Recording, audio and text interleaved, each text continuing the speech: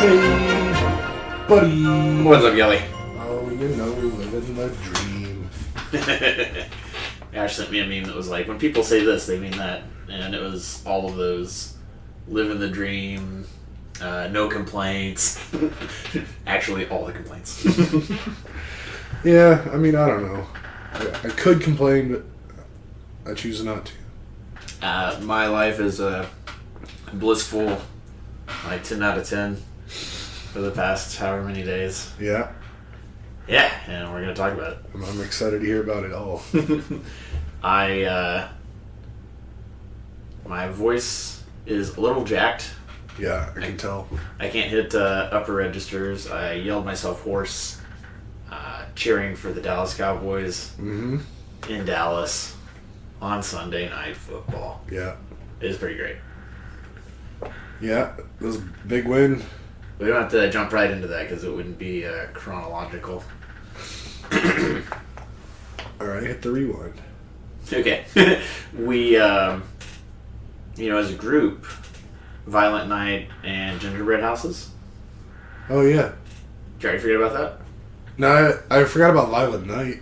I remember the Gingerbread House. I was a lot more focused on the Gingerbread House than I was that movie. Yeah, I didn't want to say anything at the time, but that's a big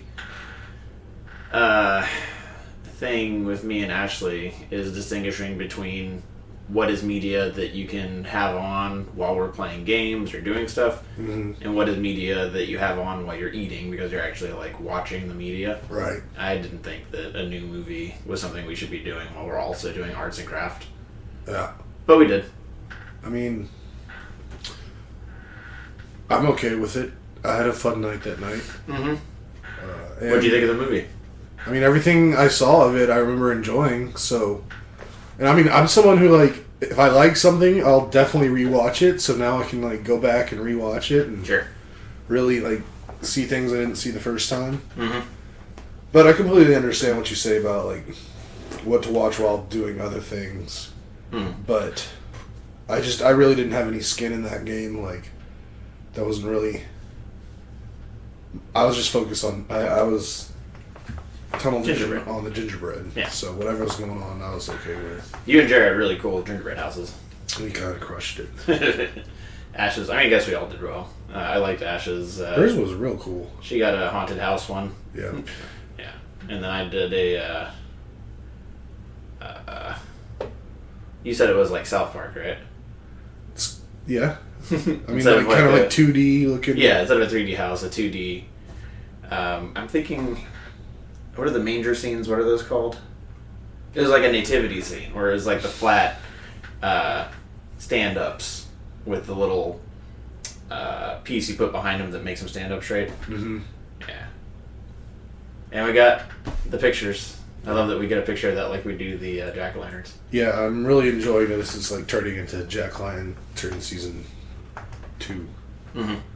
Another creative thing. Maybe next year I'll go crazy and like actually bake out my own gingerbread and make my own icing and build something really cool. I mean, I doubt it, but it very well might happen. Ash and I ended up talking about that Violent Night movie like throughout the weekend. Like a few different callbacks to it. Really liked the. I don't understand how it works. The magic. Yeah. The Christmas magic. I remember that. Do you have a favorite part of that movie? I don't know if I can pinpoint a single part of the movie or like a scene, but the overall concept of it, it was just really cool. It was a lot cooler than I thought it was going to be. Same, yeah. I was ready for a real dumb movie. But it was actually a really well put together movie. Like, I really had no idea what was going on. I thought it was just going to be like more of a horror movie than anything. But they definitely... This movie was definitely more of a Christmas movie than like Die Hard. I thought it was more Christmassy, more wholesome Die Hard, yeah. So... I'll give it a 8 out of 10. Sweet. And start ranking things that we watch. Yeah, I like 8 out of 10 as well. Pretty solid. And no college football? No, it's not exactly true. Yeah, okay. All right, and that kind of bleeds into me and Ashley weekend. Yeah. Although I had a Saturday. Tell me. Jerry and I went to Trans-Siberian Orchestra in San Antonio. Okay, yes. Man, this is a great weekend. I mean, overall, I'm glad I went. It was, like, the show was awesome, but we got there early to go eat at this restaurant that I found, because we planned to eat, like, somewhere San Antonio-ish, like, you only get it in San Antonio. Mm-hmm. And I found this hot dog restaurant, because, like, I like hot dogs. And we went there, and it ended up being, like, real small inside, and it was hard to, like, move around, and I had to wait in line for a long time, and then I had to wait, like, 20 minutes for, like, one hot dog and a side of tater tots. And, I mean, Jarrett really enjoyed his hot dog, but mine, I for the price and what I went through for it, like, I prefer the hot dogs, like, ballpark Frank's, like, I have in my refrigerator right now on the grill, and then put some H-E-B chili on it. Yeah. Which is what I'm having for dinner tonight. Mm-hmm. Because I felt so let down from that. Not an 8 out of 10. No, that was like 1.5 out of 10. Oh my goodness. Nah, that's being too harsh. I'll give it like a 3.8 out of 10. Because, I mean, at least the people were friendly. I'll give him that for sure. And then Jerry liked his food, but we did that, and then we drove over to where the venue, the Frost Bank Center, and, like, we ended up, there was a lot of traffic on the way there that Google didn't predict, and, like, we were walking in, the show started at 3, and we were, like, walking through security at, like, 2:55. Oof. Which is way too close for my liking. Yeah. But we got in our seats, and then the show didn't really even start until, like, properly until about, like, 3:12. Okay. But, man, this was definitely another one of those situations where the older I get, the less and less I like going to events with a bunch of people, which is like the complete opposite of what you're going to tell us here in a bit. So we're going to get both sides of that spectrum. But, like, this is like a concert, like a show, a performance. A bunch of people, like, were, like, dressed to the nines, like Sunday best, making it a thing. So it's like, get into your seat on time. Yeah. I mean, they even gave you 12 minutes. But, like, people were still coming in 20 minutes into the like, after the performance started. Like, at 3:30, people were still coming up.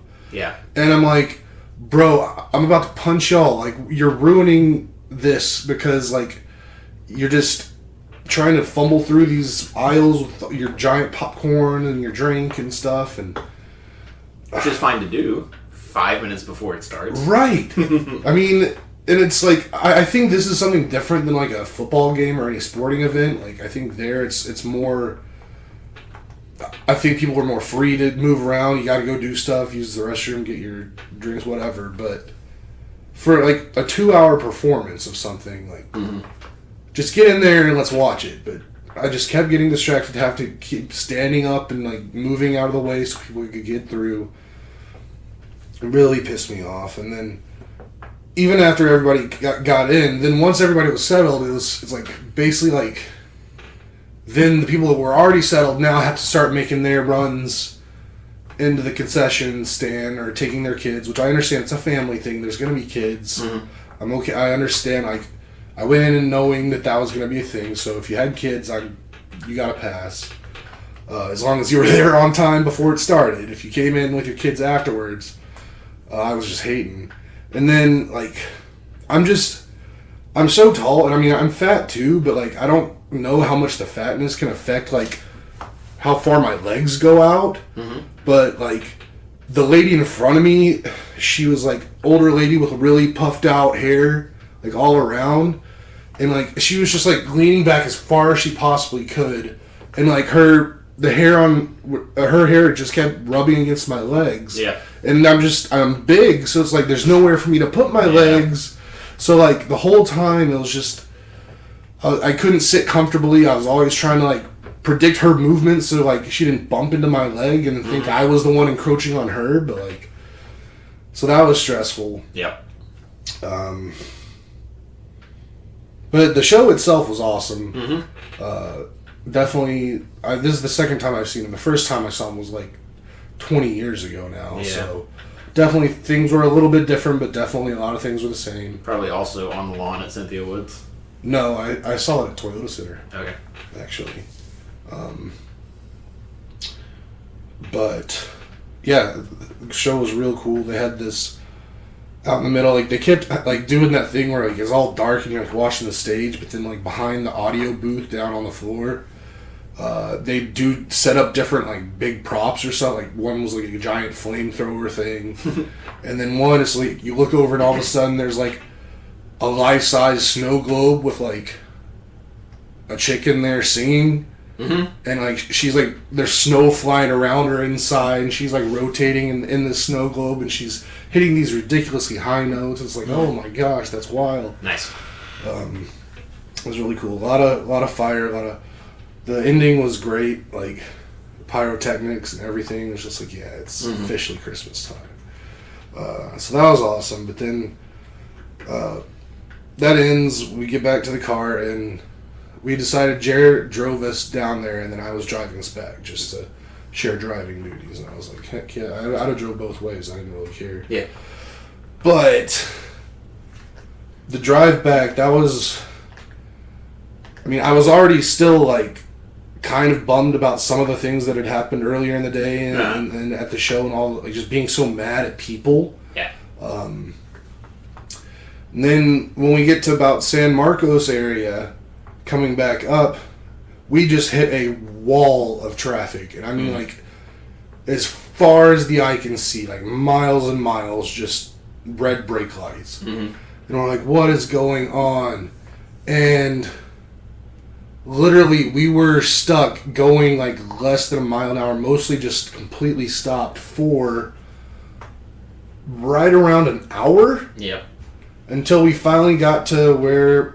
there had been a bad wreck, like it looked like a cab of an 18-wheeler completely like caught on fire and just burned to the ground. Mm-hmm. But I was livid, like I was like shaking because I was just like, I want to get home so bad.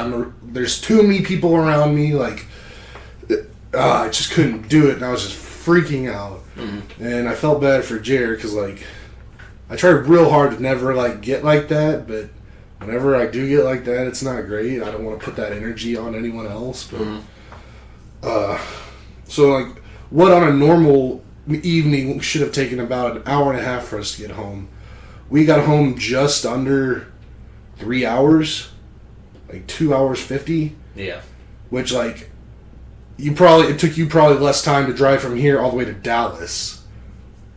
And I was not having it. And I got home and I had to like shotgun a beer and just do some breathing exercises and just calm myself down. But I mentioned this a little bit Friday night after the houses before we said bye that like I've been in San Antonio a lot recently. Mm-hmm.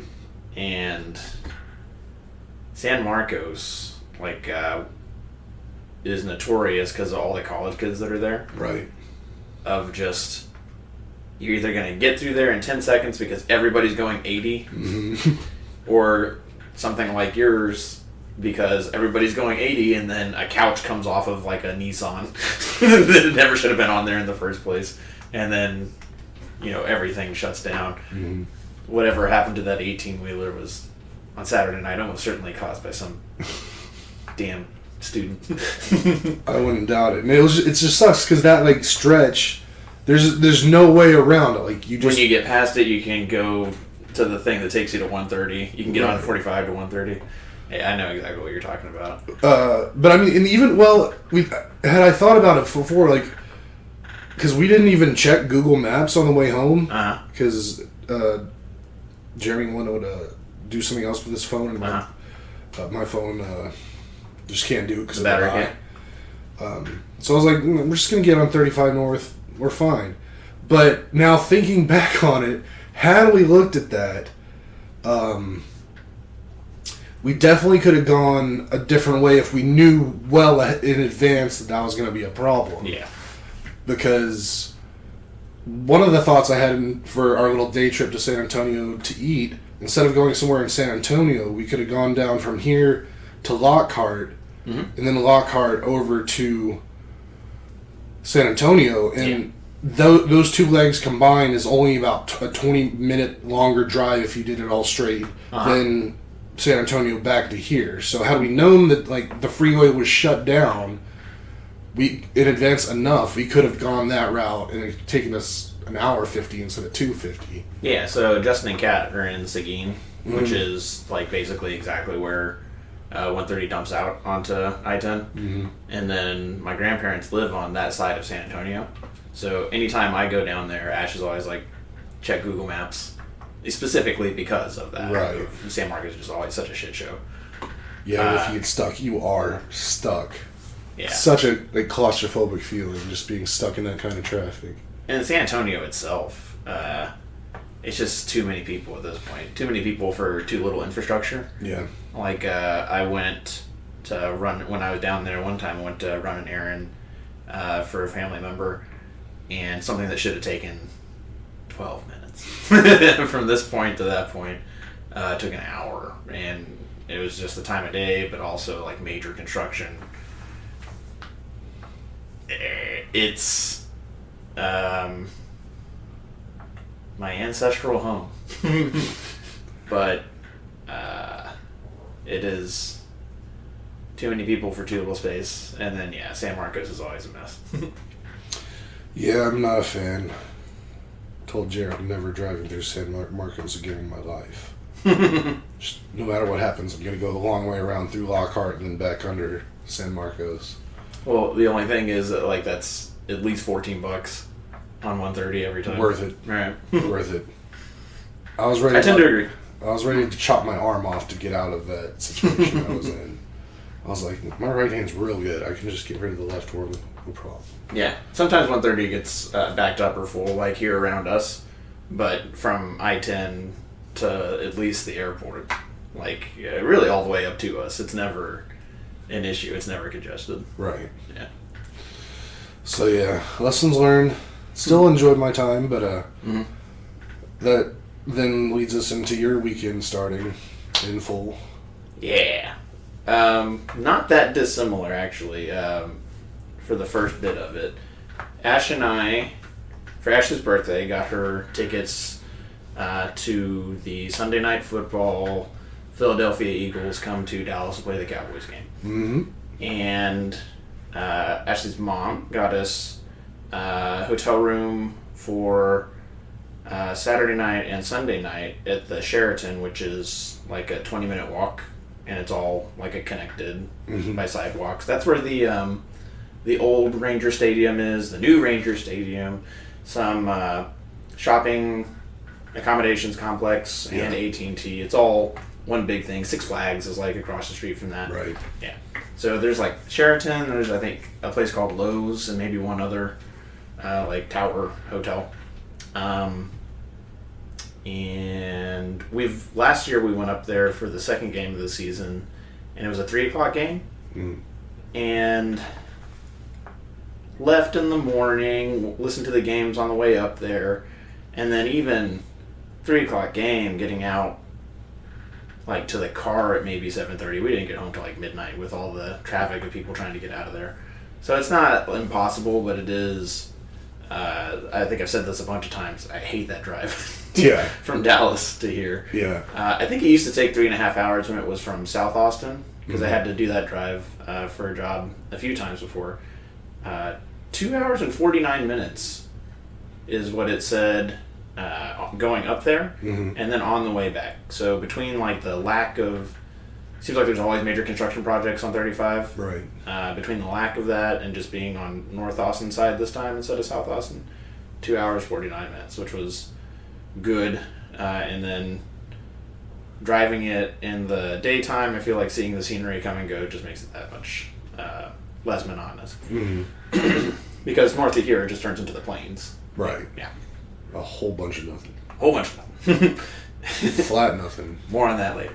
We get to the hotel, and then the Dallas Star, which if you've seen Hard Knocks, that's like where the Cowboys headquarters is. It's not in AT&T Stadium, but they've got like practice facilities, and that whole like shopping complex is like owned by Jerry Jones or the family somehow, so that Lucchese and all the different restaurants and brands that are associated with the Cowboys that have their brick and mortars there, presumably you're paying leases to be there to the Jones family, and McAfee has talked about it, and it's like the way to go.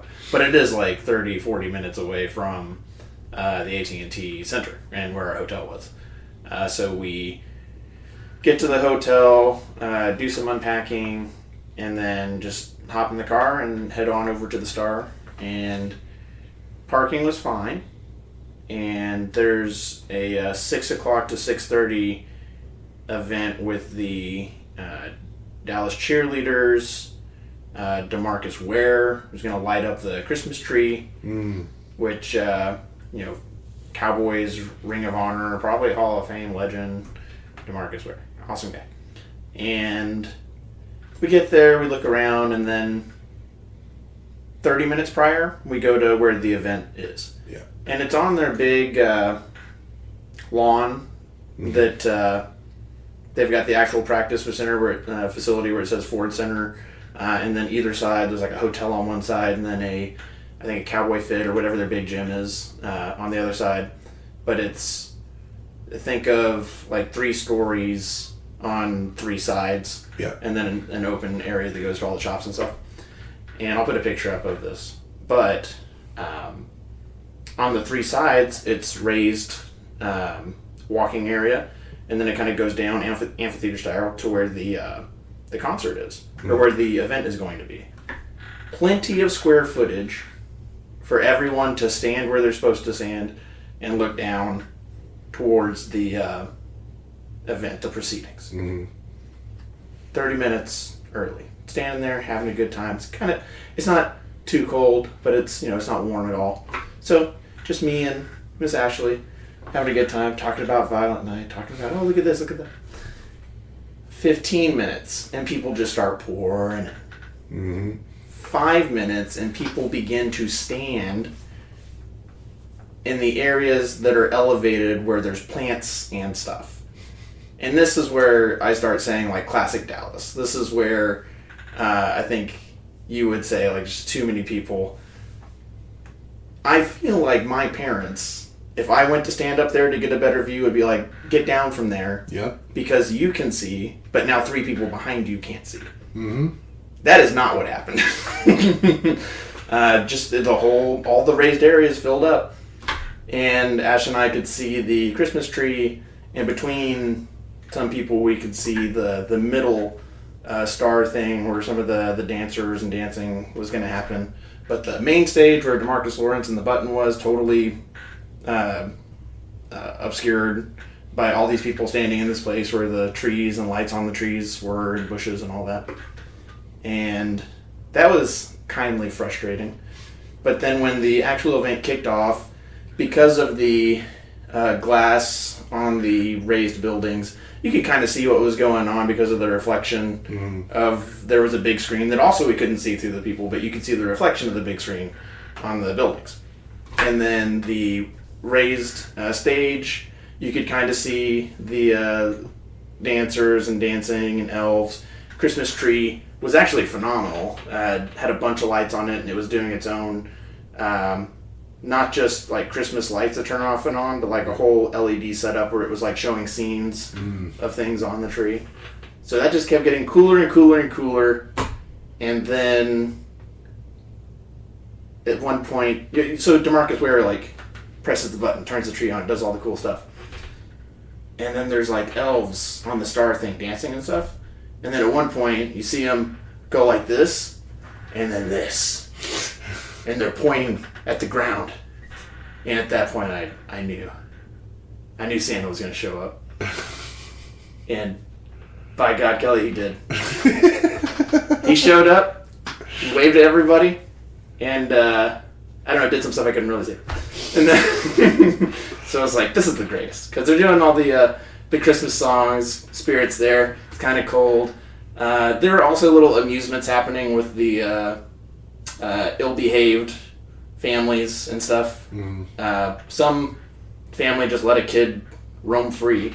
This kid climbed up a lighting apparatus, like the poles with the crisscross poles, and at the top is a thing that does this. Kid climbed up that, got into these things aren't connected structurally; they're just next to each other. He climbed up that and then got into one of the signs and was just up there.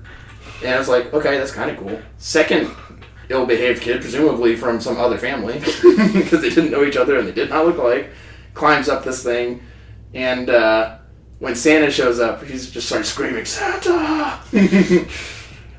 But in a much higher pitch that I can't reach right now. And I was like, I choose to believe that's some kid that's done horrible things all year and this is his last chance. And he doesn't know he's just being awful. Still. That was amusing. Ash loved that. She was like, those little badass kids. And the icing on the cake, though, what made it all worth it was it ends, and because of where we were standing, like, we could probably beat like 80% of this crowd to the parking garage if we just go. And we had already been in the pro shop and seen the things we wanted to see. I'm just ready to get back to we were going to go eat dinner after this, actually. So we're like, okay, let's boogie. So we go walking towards the parking garage, and then just security guards show up out of nowhere. And they're like, everybody stop. And we're like, what's going on?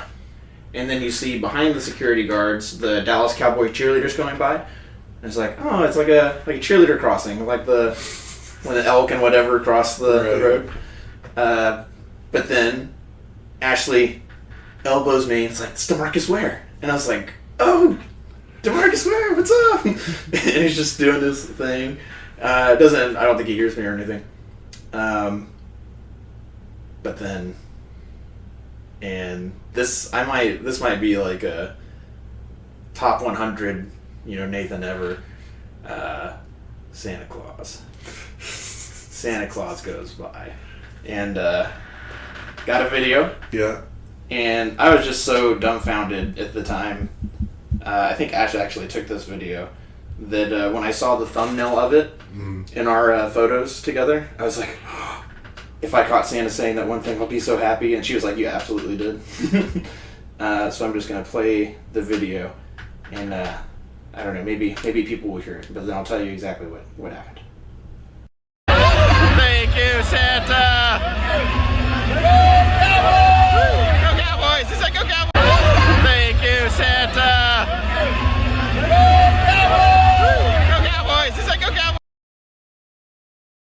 Alright. What did you hear, Kelley? I heard it go Cowboys. That's right, Kelley. First, obviously, props. It was like, thank you, Santa, in the McAfee style. He heard it. He looked in our direction and waved. And he said those words. He said, go Cowboys.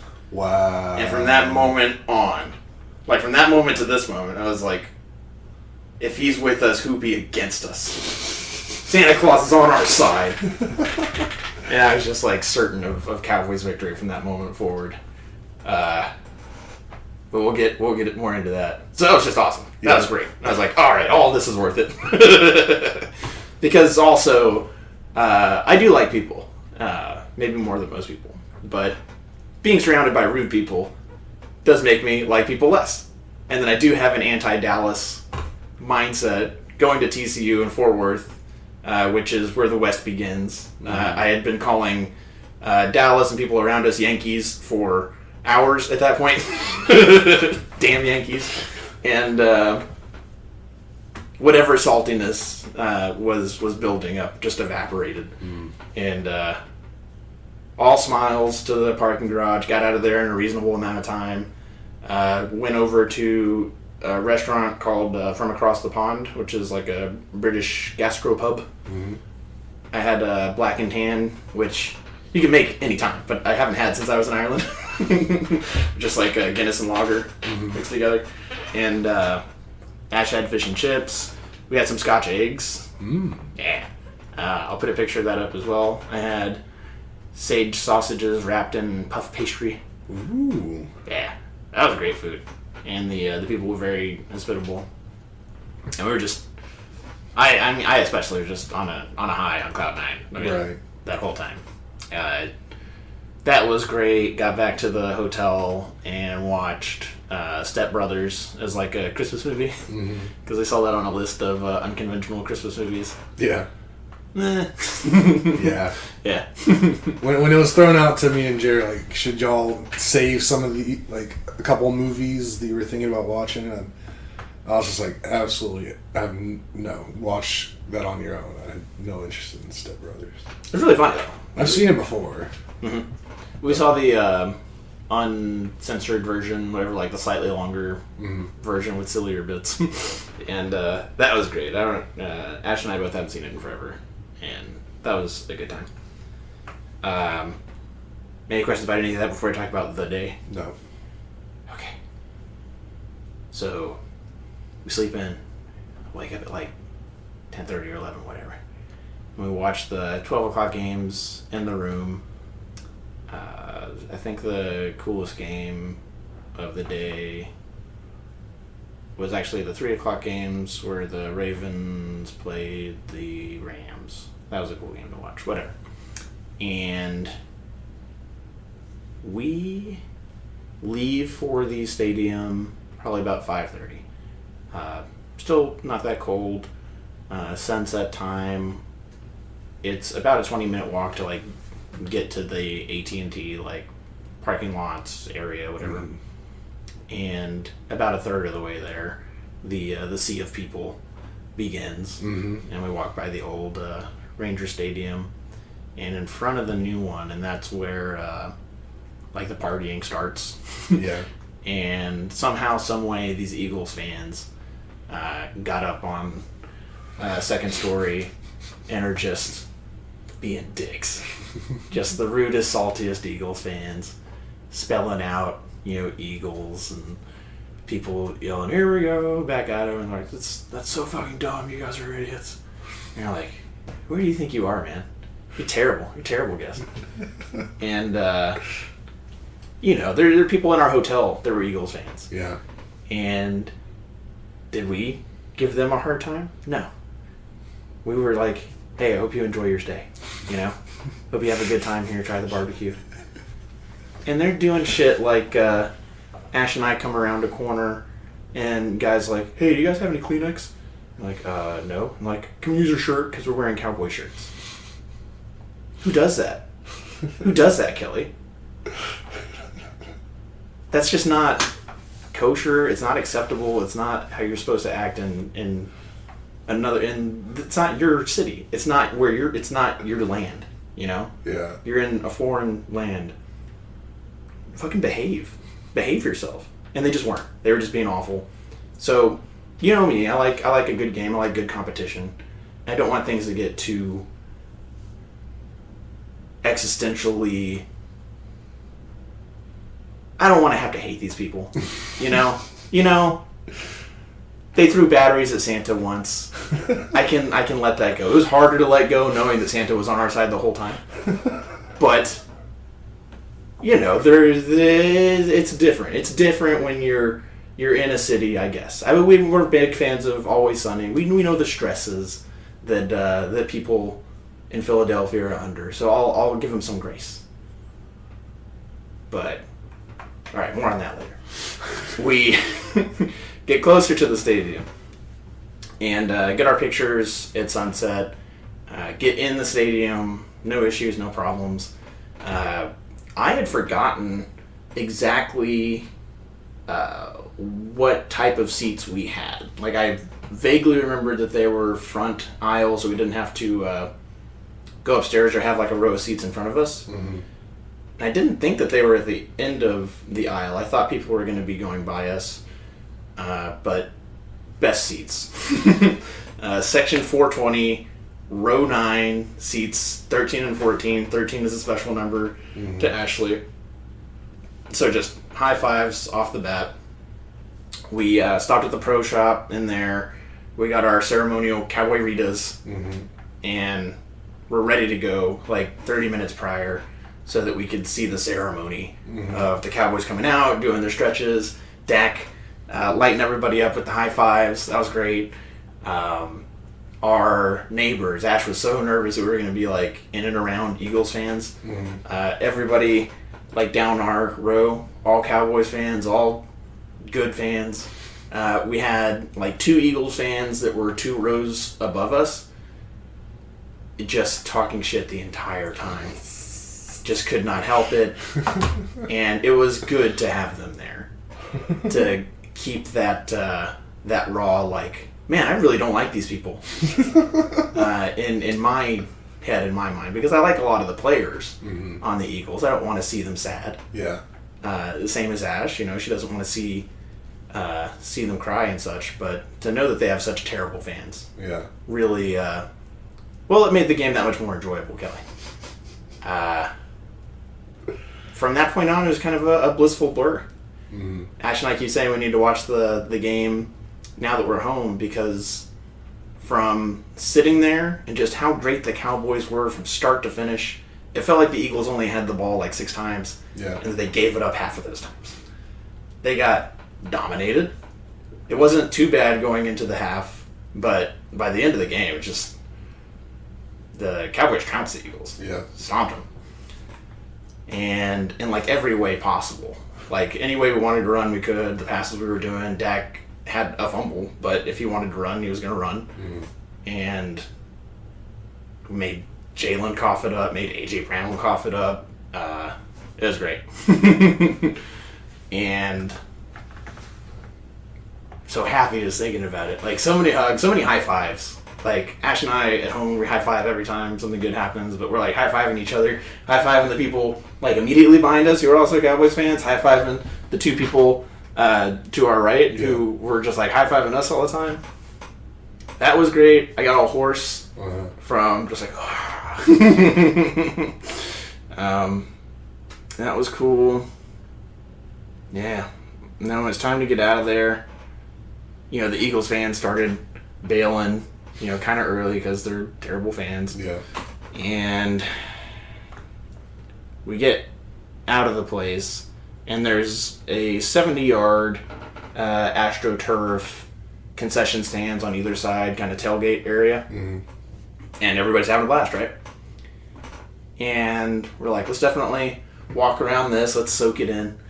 And in the middle of the 70-yard AstroTurf is a Dallas Star. In the middle of that Dallas Star is a broken man. A broken Eagles fan on his knees, weeping. His embarrassed buddies just like trying to, just get up, man, get out of here. Let's go. And yeah, just people like me and Ash taking pictures. And that was a pleasure, a joy. We got to walk back to the hotel, and you see all these jackets zipped up with a little bit of green underneath from folks trying to hide their Eagle fandom. Learned on the way out of the stadium that when you hear the fans spelling out the name of their team, and it's the Eagles, the appropriate response is "Cry, Eagles, cry," which appropriates their "Fly, Eagles, fly," and is rude, you know? I wouldn't do it just to do it, but I mean, certainly not secondhand, but as a primary source, I'm here to tell you that the Eagles fans that came to Dallas anyways were not good people. Were not good guests. So I felt no remorse in letting one of those loose, and then the Dallas fans around going like, "Oh, that's really good," which I had just learned like 5 minutes ago. But that was that was something else. And a good time. A great time. And didn't have to check out of the hotel till noon on Monday. Oh, nice. Yeah, so slept in again and took our time getting back down here yesterday. Mm-hmm. And again, I really appreciate that it was like noon to 3 o'clock or 3:30, whatever it was, instead of like 9 to 12:30 midnight. Right. Yeah. So yeah, just incredibly grateful for all that. Floored, stunned, really, given some of the players that have been on the Cowboys roster in the past. That again, Santa Claus apparently this whole time on our side, and I guess most importantly, proud of the Cowboys, proud of the full team effort, but then also being 10-3. I think the 49ers and definitely the Eagles are also. Is it 10-3 or is it 11-3? But we're all tied, trying to get that bye week, trying to get that first place in the NFC. Mm-hmm. So like these next weeks are just insanely important. Yep. Because definitely, maybe anybody could do well in San Francisco just because of how generous the weather is there. Like it's not going to be crazy. Right. But if you're not a Northeast team, you don't want to play in January in Philadelphia. Mm-hmm. And if Dallas could have all the home games in that stadium, I think they're undefeated at home this year. Yeah. I think they're undefeated like going into last year at home. And it's easy to tell why when you're there. Just the fans are so great. It was such a great experience. And just a really well executed in and out, getting to the seat and all of it. Mm-hmm. Top tier. Go Cowboys. Very cool. Very, very cool. Yeah. Lots of pictures. I'm not gonna shit on you at all. Uh-huh. Like, I'm fully pro Cowboys, pro everything, but I will say I've met some insufferable Cowboys fans in my life. Like, very similar as to what you were describing, Eagles fans. Although I do think Eagles fans are probably worse than Cowboys, but I think it's like, if you were talking about worst fan bases in the NFL, it's probably like Eagles 1, Cowboys 2. I think you have to take into like a per capita element as well, because there are just so many fans of America's team that, yeah, you could find like a million assholes if there's like 300 million fans. I mean, what do you want?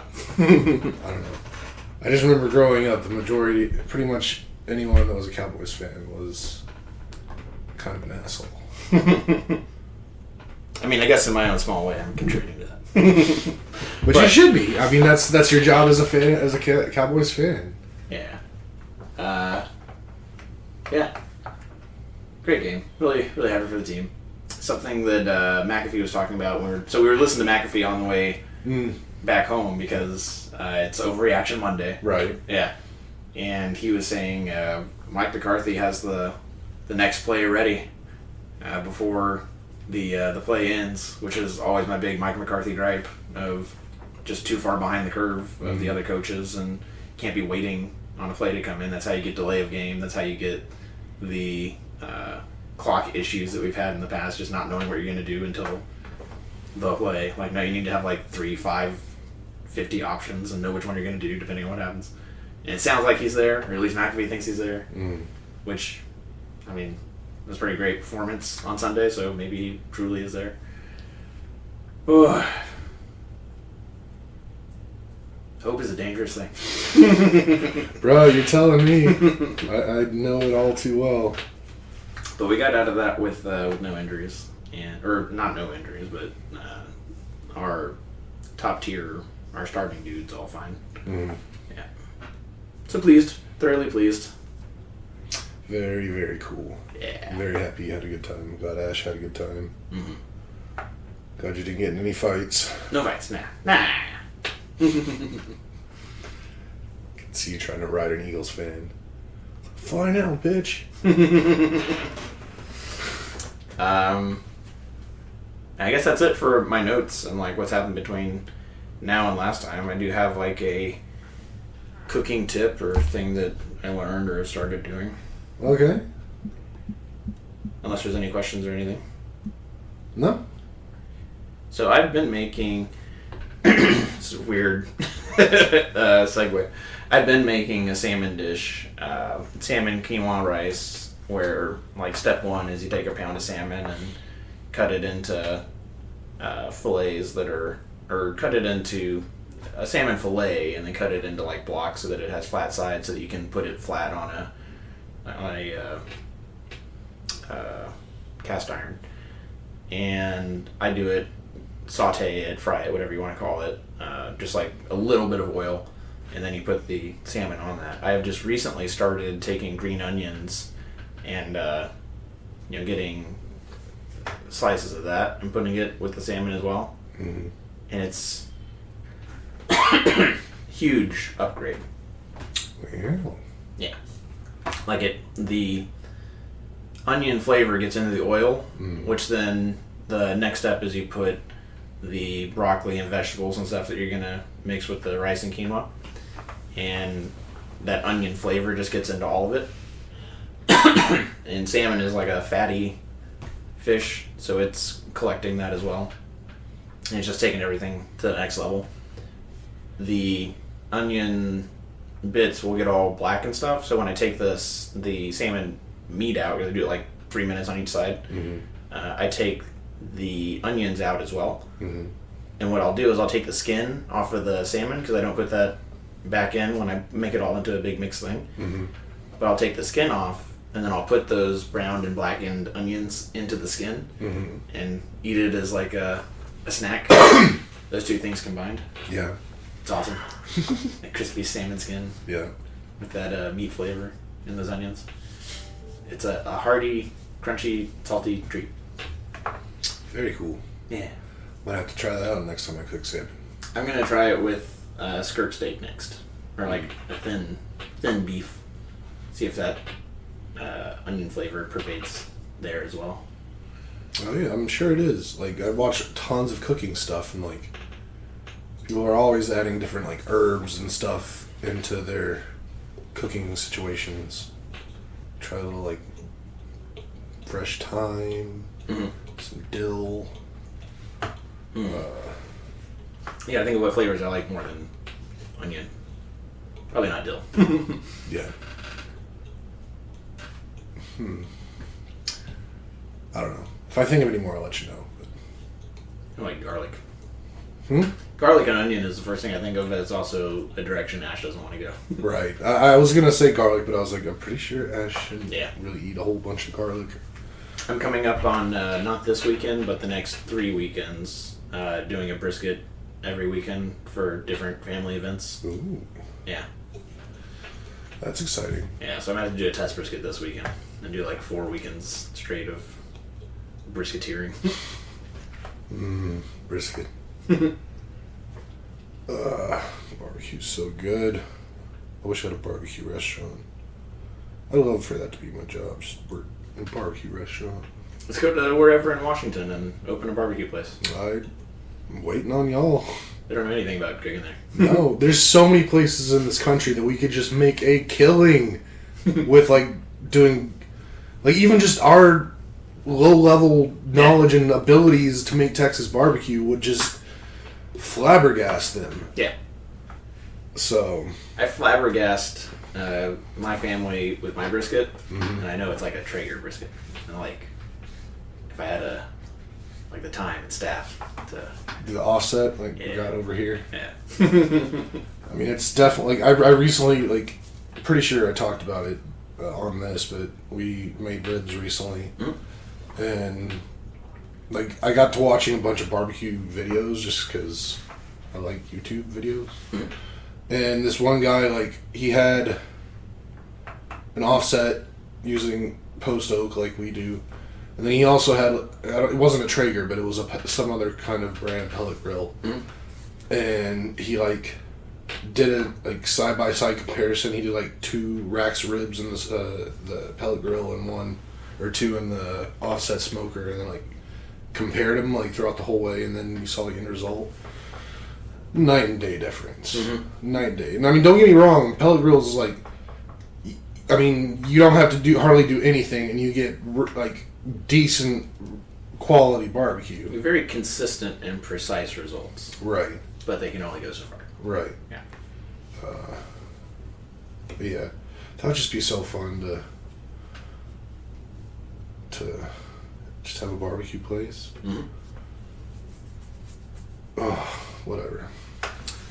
Maybe if I win the lottery, I'll open one. I'll drop some plans, Kelley. I mean, I could draw up plans. I can't draw up the money to do it.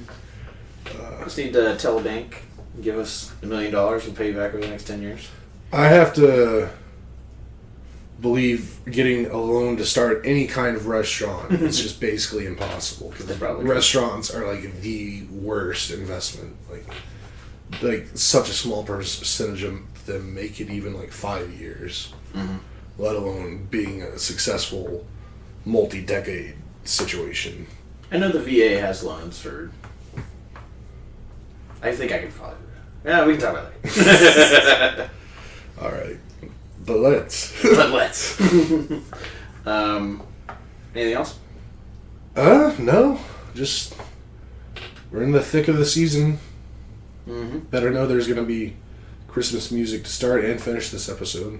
We got a freeze warning while we were up there. Did it actually freeze down here? We got one. It was... No, I mean like up there we got a freeze warning for down here. Yeah. I think it got to like 33. Okay. Like when I got up Monday morning, which I get up pretty early most days, it was 33 outside. Mm-hmm.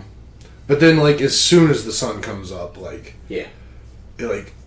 I was outside for maybe 20 minutes, and it went from 33 to 38 in 20 minutes, and then an hour later it was like 50. Yeah. But overnight, it definitely... It must have been real windy, because there was stuff blowing around on the back patio. I wasn't too wiped out from the game. I did wake up at like 5 in the morning with a pounding headache, because we got back to the hotel room, and I had like another margarita and a bunch of... cookies and sugar, and I was like, all right, I'm gonna go sleep. And Ash was like, you should drink some water. I was like, okay. I just went to sleep. But she threw some Advil at me at 5 in the morning, and then I woke up at like 9 and it was fine. But I wasn't wiped out, but I also wasn't like super chipper when we got home, and started unloading and thinking about dinner, and Ash is already like grabbing towels and tape and stuff. I'm like, what are you doing? She's like, wrapping the pipes. I'm like, okay. She already had like insulation, like proper like foam insulation with 2-sided tape and stuff, and put that on, and then had the towels as well. So like we're ready. We're ready if the day after tomorrow happens and it like suddenly freezes. Yeah, whatever that movie is. I don't think that's supposed to happen, but we'll see. Yeah. I think that's about a wrap for today. It's gonna be a lot of pictures on this one. Yep. If you made it to the end, you know we love you. Don't forget to like, subscribe, hit the notification bell, tell your friends, and we'll see you next week. If Santa is with us, who be against us?